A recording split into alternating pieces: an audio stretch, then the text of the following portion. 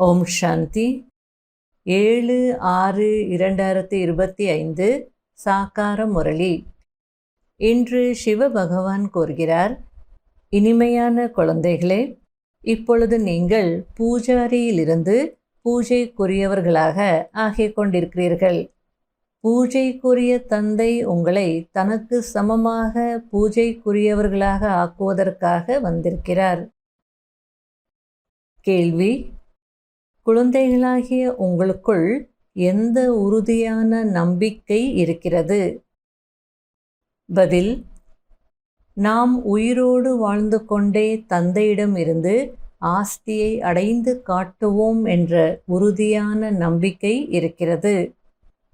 பாபாவின் நினைவில் இந்த பழைய உடலை விட்டுவிட்டு பாபாவோடு செல்வோம். பாபா நமக்கு வீட்டிற்கான சகஜமான வழியை காண்பித்து கொண்டிருக்கிறார் என்ற திடமான நம்பிக்கை இருக்கிறது. முரளியின் பாடல்: ஓம் நம சிவாய. ஓம் சாந்தி. நிறைய மனிதர்கள் ஓம் சாந்தி என்று சொல்லிக்கொண்டே இருக்கிறார்கள். குழந்தைகளும் ஓம் சாந்தி என்று சொல்கிறீர்கள். உள்ளுக்குள் இருக்கும் ஆத்மாதான் ஓம் சாந்தி என்று சொல்கிறது. ஆனால் ஆத்மாக்கள் யதார்த்தமாக தன்னையும் அறியவில்லை, தந்தையையும் அறியவில்லை. அழைக்கிறார்கள், ஆனால் நான் யார், எப்படி இருக்கிறேன் என்பதை யாரும் அறியவில்லை என்று தந்தை கூறுகிறார். நான் யார், எங்கிருந்து வந்தேன் என்று, என்னை பற்றி அறியாமல்தான் இருந்தேன் என்று இந்த பிரம்மா பாபாவும் சொல்கிறார். அதாவது, எனக்கும் இதெல்லாம் தெரியாமல் இருந்தது, சிவபாபா வந்து சொன்ன பின்னாடி தான் நானும் எல்லாத்தையும் புரிஞ்சுக்கிட்டேன் அப்படின்னு இந்த பிரம்மா பாபாவும் சொல்லிட்டுருக்கிறார். பரமாத்மா அனைவருக்கும் தந்தை ஆவார். எனவே ஆத்மாக்கள் தங்களுக்குள் சகோதரர்கள் ஆகிவிட்டார்கள். பிறகு உடலில் வருகின்ற காரணத்தினால் சிலரை ஆண் என்றும் சிலரை பெண் என்றும் சொல்கிறார்கள். ஆனால் யதார்த்தமாக ஆத்மா என்ன என்பதை எந்த மனிதரும் அறியவில்லை. இப்பொழுது குழந்தைகளாகிய உங்களுக்கு இந்த ஞானம் கிடைக்கிறது. அதை நீங்கள் கூடவே எடுத்து செல்கிறீர்கள். நாம் ஆத்மா இந்த பழைய உடலை விட்டுவிட்டு இன்னொன்றை எடுக்கிறோம் என்ற இந்த ஞானம் அங்கேயும் இருக்கும். ஆத்மாவின் அறிமுகத்தை கூடவே எடுத்து செல்கிறீர்கள். அதாவது உலகத்தில் ஆத்மாவை பற்றி சொல்கிறாங்க, ஆனால் யதார்த்தமான ஞானம் இல்லை. நான் யார், எங்கிருந்து வந்தேன், எப்படி இன்னொரு உடலை எடுக்கிறேன், இதெல்லாம் தெரியாது. பாபா ஞானம் கொடுத்த பிறகு நம்ம எல்லாத்தையும் புரிஞ்சுக்கிட்டோம். இப்போ இந்த ஞானத்தை நீங்கள் கூடவே கொண்டு போகிறீங்க அப்படின்றார். சத்தியுகத்தில் கூட நான் இந்த உடலை விட்டுட்டு இன்னொரு சரீரத்தை எடுக்க போகிறேன் அப்படின்ற அந்த ஞானம் அங்கேயும் இருக்கும் அப்படின்றார். மற்றபடி சிருஷ்டி சக்கரத்தினுடைய ஞானமோ அல்லது சிவபாபா பரந்தாமத்தினுடைய ஞானமோ கொண்டு போக மாட்டோம். ஆத்ம ஞானம் மட்டும் நம்ம கொண்டு போகிறோம் அப்படின்றார். மற்றதெல்லாம் மர்ஜ் ஆகிடும். ஆத்ம ஞானம் மட்டும் எமர்ஜ் ரூபத்தில் இருக்கும். இதற்கு முன்பு ஆத்மாவை பற்றி கூட அறியாமல் இருந்தீர்கள். நாம் எப்போதிலிருந்து நடிக்கிறோம் என்று எதையும் தெரியாமல் இருந்தீர்கள். இதுவரை கூட ஒரு சிலர் தன்னை பற்றி முழுமையாக அறிந்து கொள்ளவில்லை, மேலோட்டமாக அறிந்திருக்கிறார்கள். அதாவது ஞானத்தில் இருக்காங்க, பாபாவினுடையவர்களாக மாறியிருக்காங்க, ஆனாலும் ஆத்மாவை பற்றிய முழு ஞானம் இருக்குன்னு சொல்ல முடியாது அப்படின்றார். மேலோட்டமாக தெரிஞ்சிருக்காங்க. அதே போல் சிவபாபாவை பற்றி கூட மேலோட்டமாக தான் தெரிஞ்சிருக்கிறாங்க. பெரிய லிங்க ரூபத்தில் நினைவு செய்கிறார்கள். நான் ஆத்மா புள்ளியாக இருக்கிறேன், தந்தையும் புள்ளியாக இருக்கிறார். இந்த ரூபத்தில் நினைக்கக்கூடியவர்கள் மிகவும் குறைவு. அப்படி சிலர்தான் இருக்கிறார்கள். புத்தி வரிசை கிரமத்தில் இருக்கிறதல்லவா? அடுத்தது மற்றவங்களுக்கு எப்படி புரிய வைக்கணும், எந்தெந்த விஷயங்கள் புரிய வைக்கணுன்றது சொல்லிகிட்ருக்கிறார். இப்போது ஆத்மாக்களாகிய நாம் புள்ளியாக இருக்கிறோம் என்று குழந்தைகளாகிய நீங்கள் அறிந்திருக்கிறீர்கள். இவ்வளவு சிறிய ஆத்மாவில் 84 பிறவிகளின் பாகம் பதிவாகி இருக்கிறது. இதையும் நீங்கள் புரிய வைக்க வேண்டும். இல்லையென்றால் ஞானம் மிகவும் நன்றாக இருக்கிறது, பகவானை சந்திக்கும் வழியை மிக நன்றாக சொன்னீர்கள் என்று மட்டும் சொல்வார்கள். ஆனால் நான் யார், தந்தை யார், இதை அறிந்து கொள்ளவில்லை. நன்றாக இருக்கிறது, நன்றாக இருக்கிறது என்று மட்டும் சொல்லிவிடுவார்கள். உலகத்தில் அனைவரும் பூஜாரிகளாக இருக்கிறார்கள். உங்களுக்கு இப்பொழுது பூஜைக்குரியவர் கிடைத்துவிட்டார். அவர் தனக்கு சமமாக மாற்றிக்கொண்டிருக்கிறார், தன்னுடன் அழைத்து செல்கிறார். இது சீச்சி உலகம், மரண உலகமாகும். முதலில் முக்கியமான விஷயம், தன்னை ஆத்மா புள்ளி என உணருங்கள் என்பதை உணர வைக்க வேண்டும். ஆத்மாவின் தந்தை நிராகாரர். அந்த ஞானம் நிறைந்தவர்தான் வந்து படிக்க வைக்கிறார், சிருஷ்டியின் முதலிடை கடையின் இரகசியத்தை புரிய வைக்கிறார் என்பதை உணர வைக்க வேண்டும். பாபா ஒரு முறைதான் வருகிறார், அவரை தெரிந்து கொள்வதும் ஒரு முறைதான். சங்கம யுகத்தில் ஒரு முறைதான் வருகிறார். போன கல்பத்தை போலவே விநாசமும் நடக்கத்தான் போகிறது. குழந்தைகளாகிய நீங்கள் பார்ப்பீர்கள், முன்பு கூட ஒரு தீப்பொறியிலிருந்து எவ்வளவு பெரிய போர் நடந்தது என்பதை குழந்தைகள் பார்த்தீர்கள். அதாவது செகண்ட் வேர்ல்டு வாரை பற்றி சொல்லிட்டு இருக்கிறார். ஒருவரை ஒருவர் பயமுறுத்தி கொண்டே இருப்பார்கள். இப்படி செய்யுங்கள், இல்லையென்றால் நாங்கள் கையில் அணுகுண்டுகளை எடுப்போம் என்பார்கள். மரணம் எதிரில் வந்திருக்கிறது, ஆகையால் உருவாக்காமல் இருக்க முடியாது. அதாவது நியூக்ளியர் வெப்பன்ஸ் அப்படின்னு பார்க்கும்போது எவ்வளவு உருவாக்கி வச்சிருக்காங்கன்னா, ஒரு முறை இல்லை, பல முறை இந்த உலகத்தை அழிக்க முடியும் அப்படின்னு சொல்கிறாங்க. முன்பு கூட போர் நடந்தபோது அணுகுண்டுகளை வீசினார்கள் அல்லவா? விதி நிச்சயிக்கப்பட்டிருக்கிறதல்லவா? அதாவது ஹிரோஷிமா நாகசாக்கியில் போட்ட அணுகுண்டை பற்றி சொல்லிட்டுருக்கிறார். இப்போதோ ஆயிரக்கணக்கான அணுகுண்டுகள் இருக்கிறது. இப்பொழுது பாபா அனைவரையும் திரும்பி அழைத்து செல்ல வந்திருக்கிறார் என்பதை குழந்தைகள் அவசியம் அனைவருக்கும் புரிய வைக்க வேண்டும்.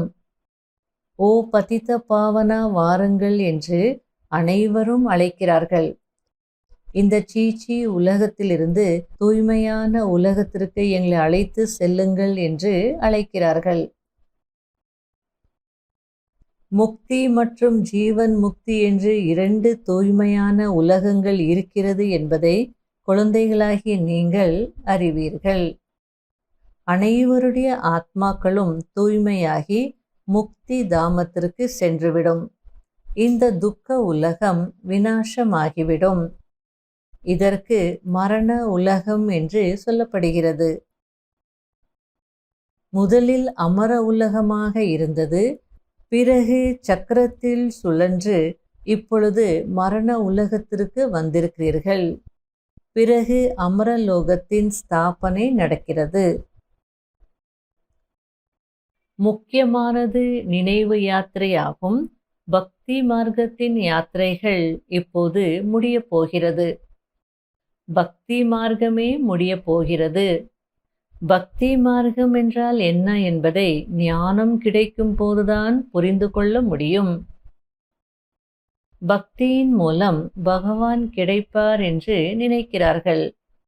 பக்தியின் பலனாக என்ன கொடுப்பார்? எதுவும் தெரியாது. அதாவது மனிதர்கள் பக்தி செய்துட்டு இருக்காங்க, பக்தியின் மூலம் பகவான் கிடைப்பார் அப்படின்னு நினச்சிட்டு இருக்காங்க.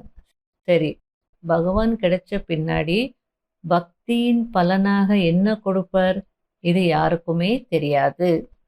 ஆனா உங்களுக்கு எல்லாமே தெரியும். பாபா குழந்தைகளுக்கு நிச்சயம் சொர்க்கத்தின் ராஜ்ய பதவியையும் ஆஸ்தியையும் கொடுப்பார் என்று குழந்தைகள் புரிந்து கொள்கிறீர்கள். இது புத்தியில் நினைவிருக்க வேண்டும். எவ்வளவு நினைவோ அவ்வளவு பலன் கிடைக்கும்.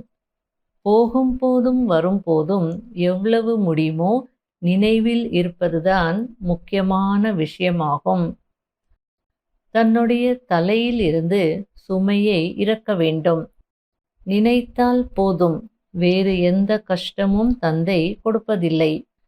அரைக்கல்பமாக குழந்தைகள் கஷ்டத்தை பார்த்திருக்கிறீர்கள் என்பது தந்தைக்கு தெரியும்.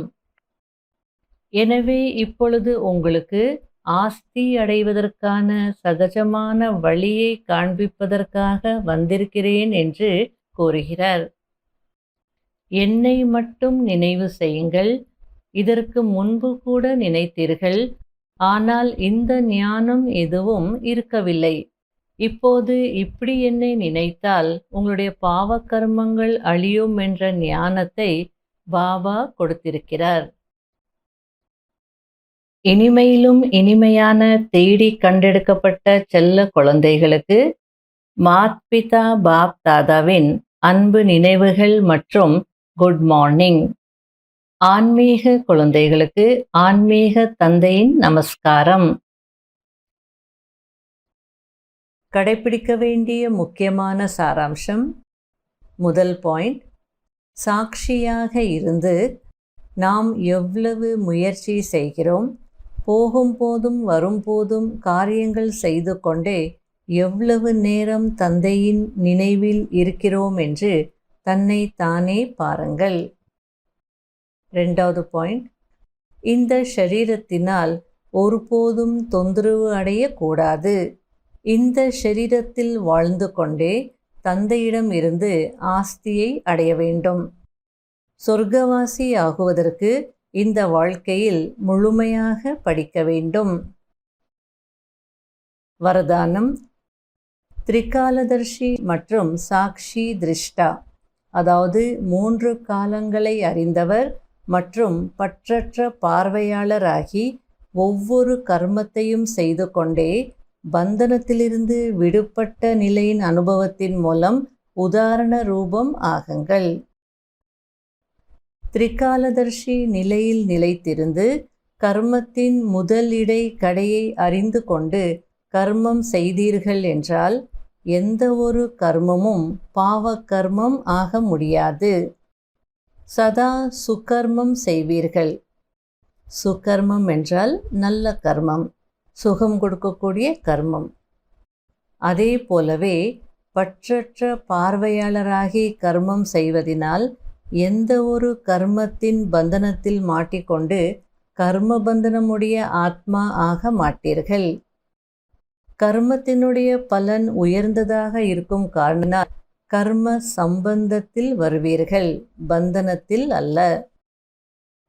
கர்மம் செய்து கொண்டே விடுபட்டவராகவும் மற்றும் அன்பானவராகவும் இருந்தீர்கள் என்றால் அநேக ஆத்மாக்களுக்கு முன்பு உதாரண ரூபம், அதாவது எடுத்துக்காட்டாக ஆகி விடுவீர்கள். அதாவது திரிகாலதர்ஷி நிலையில் இருந்து ஒவ்வொரு கர்மத்தினுடைய முதல் இடை கடையை தெரிஞ்சுக்கிட்டு காரியம் செய்தால் பாவ கர்மம் ஆகாது, சுக்கர்மா செய்வீங்க. அதே போல் பற்றற்ற பார்வையாளராகி கர்மம் செய்கிறதுனால எந்த கர்மத்திலையும் மாட்டிக்கிட்டு கர்ம பந்தனமுடைய ஆத்மாவாக ஆக மாட்டீங்க. அப்போது உங்களுடைய கர்மத்தினுடைய பலன் உயர்ந்ததாக இருக்கும். ஆகையால் கர்ம சம்பந்தத்தில் வருவீங்கன்னு அழகாக சொல்லிகிட்ருக்கார். ஆகையால் கலியுகத்தில் இன்னொரு பிறவி எடுக்கக்கூடாதுன்னா திரிகால்தர்ஷி நிலையில் இருந்து கர்மா செய்யணும், பற்றற்ற பார்வையாளராகி இருந்து செய்யணும். ஸ்லோகன், யார் மனதால் சதா திருப்தியாக இருக்கிறார்களோ அவர்கள்தான் டபுள் லைட் ஆவார்கள். அவ்யக்த சமிகை, எந்த ஒரு சக்திசாலியான சங்கல்பம் ஆன்மீக சக்தியை, அதாவது எனர்ஜியை சேமிப்பு செய்கிறது. நேரத்தையும் பயனுள்ளதாக ஆக்குகிறது. வீண் எண்ணங்கள் சக்தி மற்றும் நேரத்தை வீணாக இழக்க செய்கிறது. ஆகையால் இப்பொழுது வீணான எண்ணங்களை உருவாக்குவதை நிறுத்துங்கள். இந்த படைப்புதான் படைப்பாளராகிய ஆத்மாவை தொந்தரவு செய்யக்கூடியதாக இருக்கிறது. அதாவது ஆத்மாதான எண்ணங்களை உருவாக்குறது. அப்போ நீங்கள் படைப்பாளர், எண்ணங்கள் உங்களால் படைக்கப்பட்டது. அப்போ யோசித்து நல்ல எண்ணங்களை உருவாக்கணும். நீங்கள் வீண் எண்ணங்களை நிறைய உருவாக்கிட்டீங்க அப்படின்னா உங்களுடைய படைப்பாளராகிய உங்களை தொந்தரவு செய்கிறது அப்படின்றார். எனவே சதா நான் ஆத்மா, மாஸ்டர் சர்வசக்திவான் என்ற பெருமிதத்தில் இருங்கள்.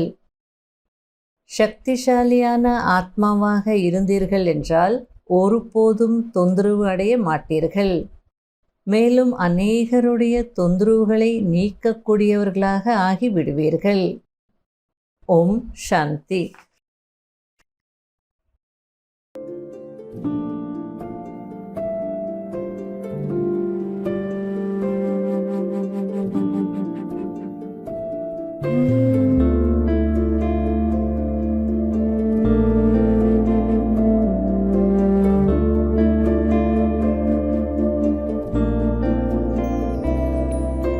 आवाज से परे मधुर साज से भरे अंदाज में बुलाए बाबा पुकार के बच्चिया।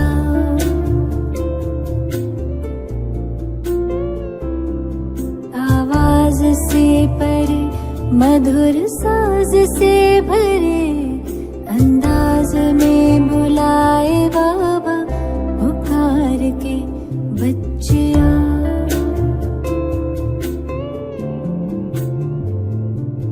सितारों से दूर सितारों का जहां रहता परम सितारा बेहद सुकून वहां।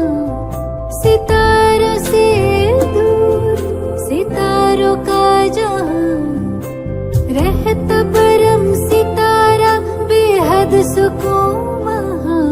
बच्चिया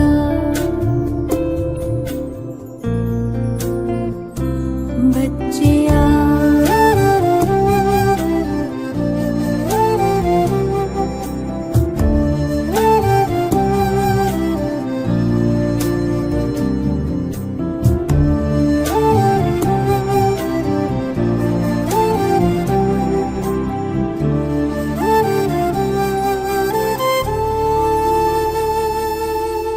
नूर समंदर दिखता सुंदर लहराए निरंतर आनंदित अंतर।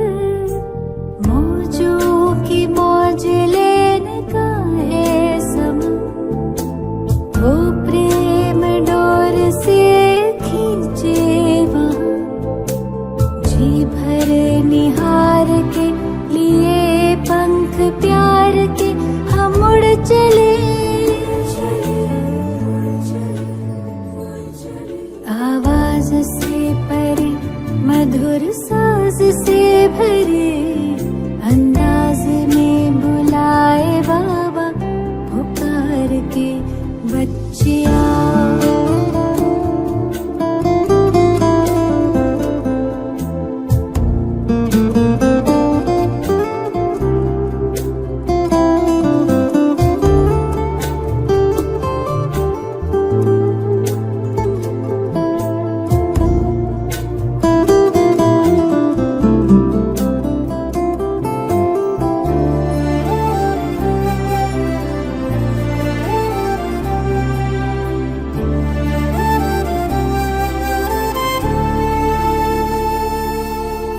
राहें देखे बाबा बाहें खोले दिल से सुन ले मृदुल स्वर में वो बोले।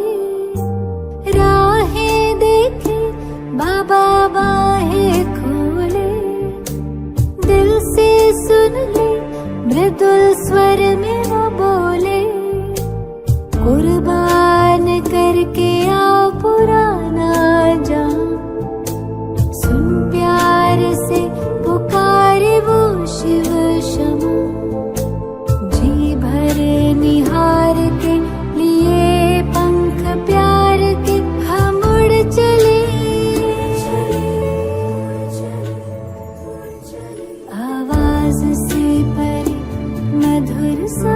से